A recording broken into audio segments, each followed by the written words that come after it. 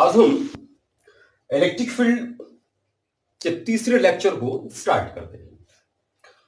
अभी तक electric field का इंट्रोडक्शन हो गया, इलेक्ट्रिक फील्ड इंटेंसिटी हो गया, इलेक्ट्रिक फील्ड हमने पॉइंट चार्ज का निकाल लिया।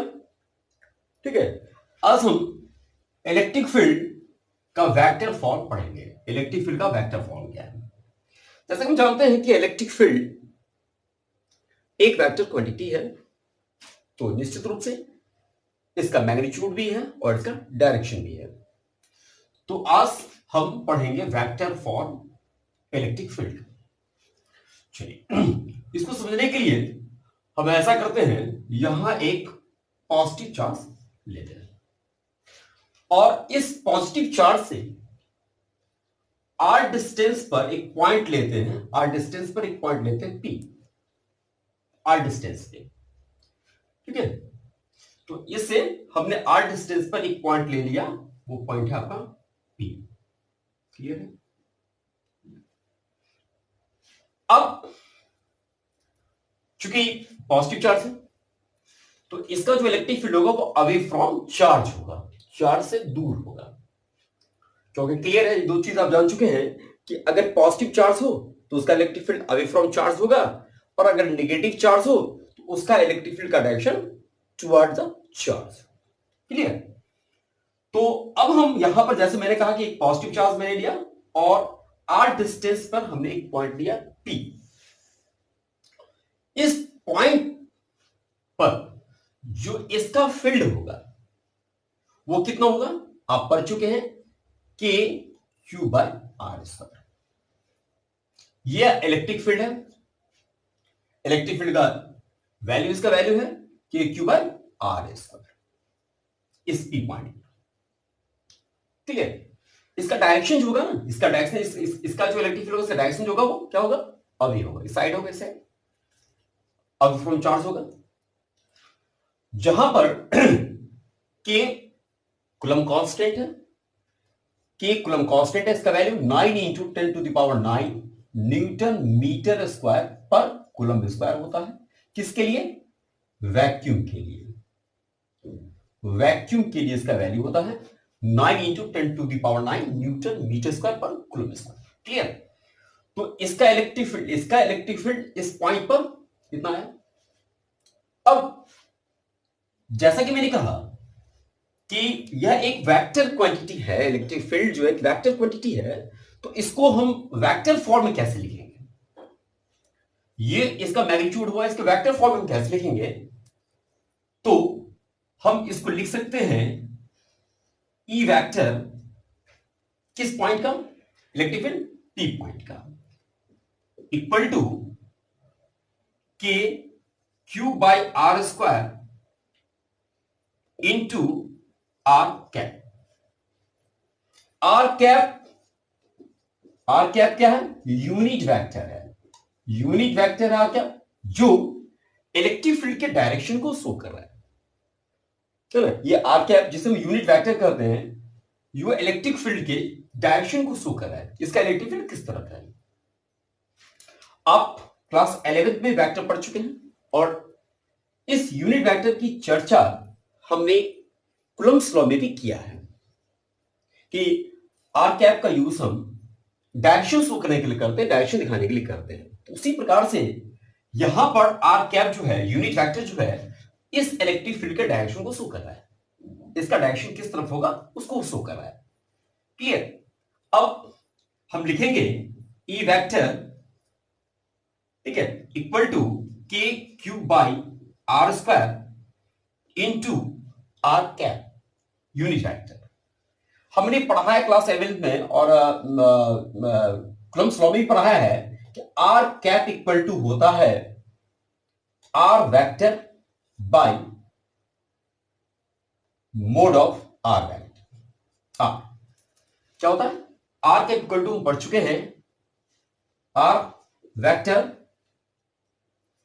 अपॉन मोड किसका? आर का मोड। तो इसको हम लिखेंगे, आर कैप के बदले में लिखेंगे R vector by mod R. हम इसे मोड में भी लिख सकते हैं आर स्क्वायर, तो क्या होगा, ई वेक्टर इक्वल टू के क्यूब अपॉन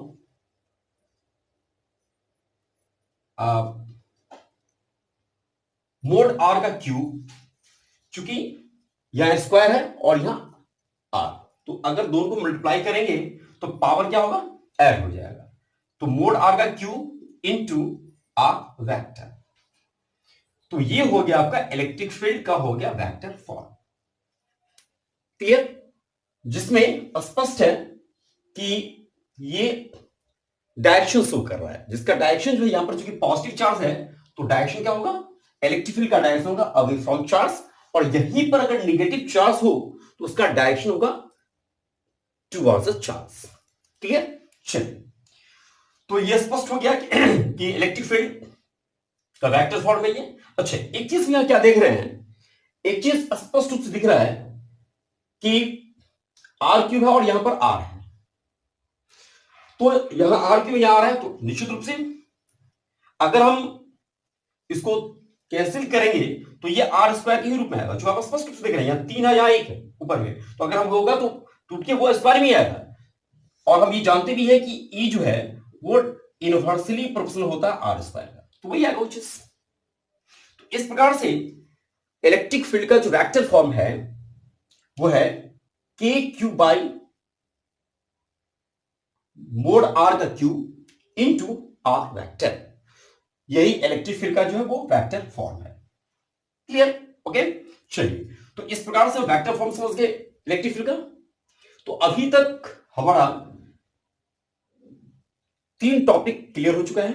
सबसे पहले तो इलेक्ट्रिक फील्ड का इंट्रोडक्शन दे दिया मैंने, इलेक्ट्रिक फील्ड इंटेंसिटी समझा दिया, electric field due two point charge हो गया, ठीक है, और इलेक्ट्रिक फील्ड का हमने आपको वेक्टर फॉर्म पढ़ा दिया। क्लियर, चलिए इसे आप नोट कर लें, ठीक है, फिर आगे हम अगले टॉपिक की ओर चलते हैं। अब हम अगले टॉपिक की ओर आते हैं, वो टॉपिक है electric field due to system of charges. अभी तक हमने एक पॉइंट का इलेक्ट्रिक फील्ड निकाला, अब क्या है, अब हमें निकालना है electric field due to system of charges. System of charges का इलेक्ट्रिक फील्ड फाइंड करना है। सिस्टम ऑफ चार्जेस का मतलब एक से अधिक चार्जेस, एक से अधिक चार्जेस का हमें इलेक्ट्रिक फील्ड निकालना है, यानी सिस्टम ऑफ चार्जेस का निकालना है। इसको निकालने के लिए हम एक टर्म यूज करेंगे, प्रिंसिपल ऑफ सुपरपोजिशन, और इस प्रिंसिपल ऑफ सुपरपोजिशन को हम इससे पहले कूलम्ब्स लॉ में भी पढ़ चुके हैं, ठीक है। तो प्रिंसिपल ऑफ सुपरपोजिशन मतलब सिंपली आप जानते हैं वेक्टर सम, जैसे फोर्स का हम निकाल रहे हैं, अगर नेट फोर्स ड्यू टू अगर मैनी चार्जेस निकाल रहे हैं तो वहां पर भी सुपरपोजिशन का यूज करते हैं प्रिंसिपल का। उसी प्रकार से अगर हम एक से अधिक अर्थात सिस्टम ऑफ चार्जेस का अगर इलेक्ट्रिक फील्ड निकालेंगे तो वहां पर हम प्रिंसिपल ऑफ सुपरपोजिशन का यूज करेंगे, जो ऑलरेडी आप पढ़ चुके हैं, कूलम्ब्स लॉ में भी हमने इसका यूज किया था नेट फोर्स निकालने के लिए ड्यू टू मैनी चार्जेस। चलिए, इसको समझने के लिए हम ऐसा करते हैं, यहां 3 चार्जेस लेते हैं, Q1, यहां -Q2 और यहां पर Q3, ये 3 चार्जेस लेते हैं। अब इन तीनों, ये तीनों जो चार्जेस हैं Q1, -Q2, Q3, इन तीनों के कारण जो नेट इलेक्ट्रिक फील्ड होगा वो यहां पर क्या होगा, ये मुझे फाइंड करना है। इसका नेट इलेक्ट्रिक फील्ड इस पॉइंट पर क्या होगा, क्योंकि स्पष्ट मैंने कहा हम निकाल रहे हैं इलेक्ट्रिक फील्ड किसके कारण, सिस्टम ऑफ चार्जेस का, यानी एक से अधिक चार्जेस का इलेक्ट्रिक फील्ड क्या होगा।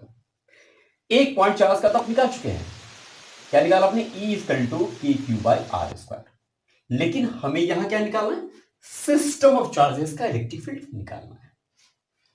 तो Q1 पहला चार्ज है, -Q2 दूसरा चार्ज है और Q3 तीसरा चार्ज है। हमें इन तीनों के कारण नेट इलेक्ट्रिक फील्ड निकालना है इस पॉइंट पर, और इस पॉइंट को हम मान लेते हैं ये पॉइंट O है। इस पॉइंट का electric field, net electric field क्या होगा इन तीनों के कारण। तो चलिए हम इसका लिखते हैं, डायरेक्शन पहले किधर है, जैसे ये मान लिया जाए ठीक है। इसका चूंकि ये पॉजिटिव चार्ज है तो इसका डायरेक्शन क्या होगा, अवे फ्रॉम चार्ज होगा। E1 वेक्टर, ये E1 इलेक्ट्रिक फील्ड किसके कारण, Q1 के कारण। ये उसके बाद जो है सो इसके कारण इलेक्ट्रिक फील्ड। चलिए चूंकि ये नेगेटिव चार्ज है, इसका इलेक्ट्रिक फील्ड क्या होगा, टुवर्ड्स द चार्ज होगा। तो ये हो गया E2, ठीक है। और इसके कारण जो इलेक्ट्रिक फील्ड होगा वो क्या होगा, इसके कारण जो इलेक्ट्रिक फील्ड होगा वो क्या होगा, फिर अवे फ्रॉम चार्ज होगा। तो ये क्या हो गया, E3 हो गया। क्लियर। तो यहां पर तीन चार्जेस मैंने लिया, ये एक सिस्टम ऑफ चार्जेस है, Q1 माइनस Q2 और प्लस Q3। इसका हमें फाइंड करना है total electric field, net electric field निकालना है। इस पॉइंट पर हमने स्पष्ट रूप से देखा E1 इलेक्ट्रिक फील्ड है, किसकी वजह से, Q1 की वजह से जो अवे है। E2 इलेक्ट्रिक फील्ड है, किसकी वजह से, माइनस Q2 वजह से जो कि टुवर्ड्स चार्ज है। और Q3 इलेक्ट्रिक फील्ड है, सॉरी E3 इलेक्ट्रिक फील्ड है, किसकी वजह से, Q3 वजह से जो अवे फ्रॉम चार्ज है। क्लियर। हमें क्या फाइंड करना है, हमें नेट इलेक्ट्रिक फील्ड निकालना है इस पॉइंट का। तो इसका निकालने के लिए क्या करेंगे, अभी जस्ट मैंने कहा नेट इलेक्ट्रिक फील्ड निकालने के लिए हम प्रिंसिपल ऑफ सुपरपोजिशन का यूज करेंगे। तो प्रिंसिपल ऑफ सुपरपोजिशन का यूज करेंगे तो ये क्या कहता है, ये कहता है कि नेट इलेक्ट्रिक फील्ड एट कहां पर, O पर। इस O पर, इस पॉइंट पर हम नेट इलेक्ट्रिक फील्ड निकाल रहे हैं,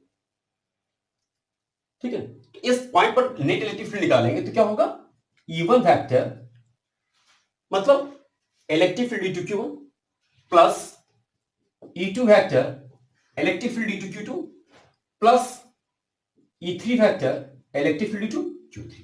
ठीक है। अब हम क्या लिखेंगे, E1 मींस इलेक्ट्रिक फील्ड, किसकी वजह से, Q1 की वजह से। तो आपने क्या फॉर्मूला पढ़ा इसका formula K Q1 by R square. उसी प्रकार से E2 इलेक्ट्रिक फील्ड किसकी वजह से, माइनस Q2 की वजह से। तो इसका फॉर्मूला क्या होगा, K Q2 by R square. Clear. और उसी प्रकार से E3 का मान होगा K Q3 by R square.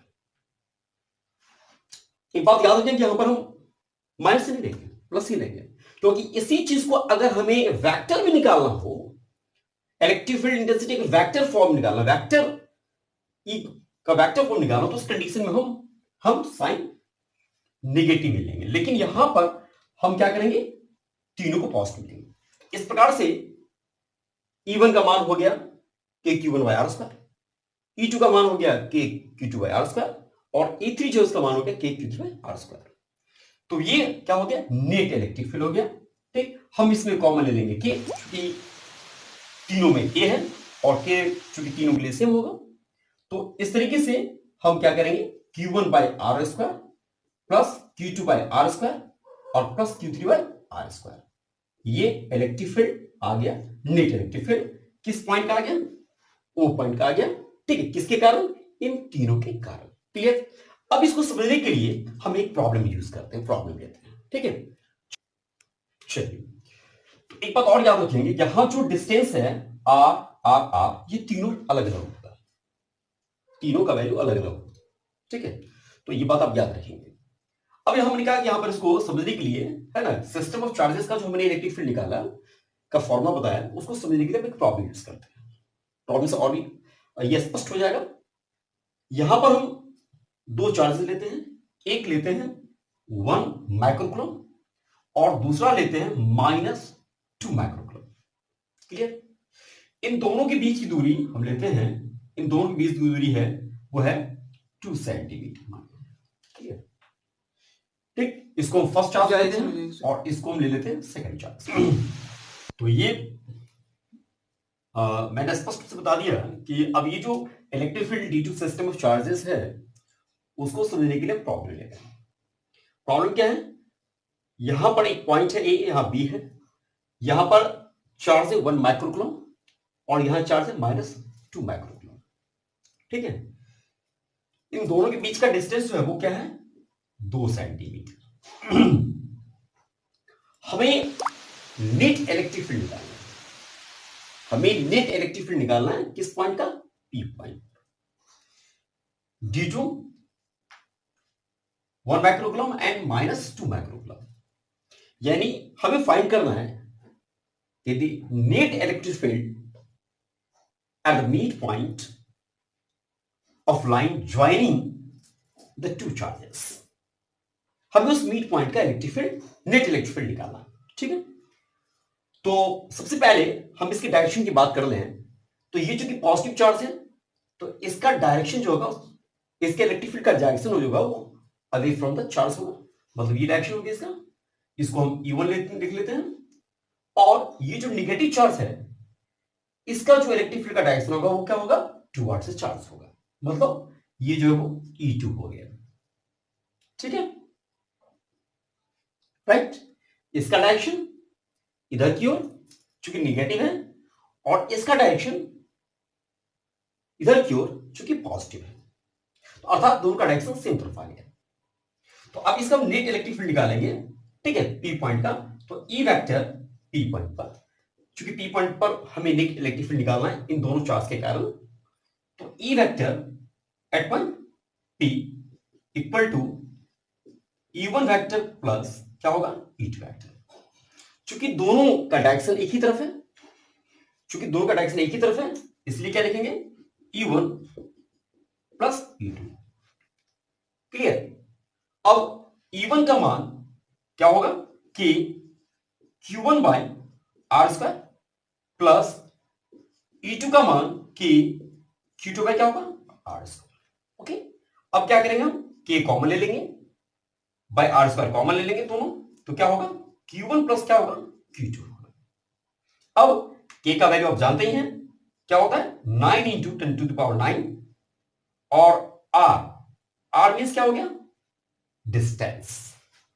तो यहां ये क्या है, R है, यहां R हो गया ये, तो R की जगह हम क्या लेंगे, चूंकि यहां से यहां तक 2 सेंटीमीटर है, तो यहां से यहां तक क्या हो गया, मिड पॉइंट तक 1 सेंटीमीटर, तो क्या लिखेंगे, 1 सेंटीमीटर। 1 सेंटीमीटर को मीटर में चेंज कर देंगे, तो 1 इंटू 10 टू द पावर क्या होगा, -2 इंटू Q1।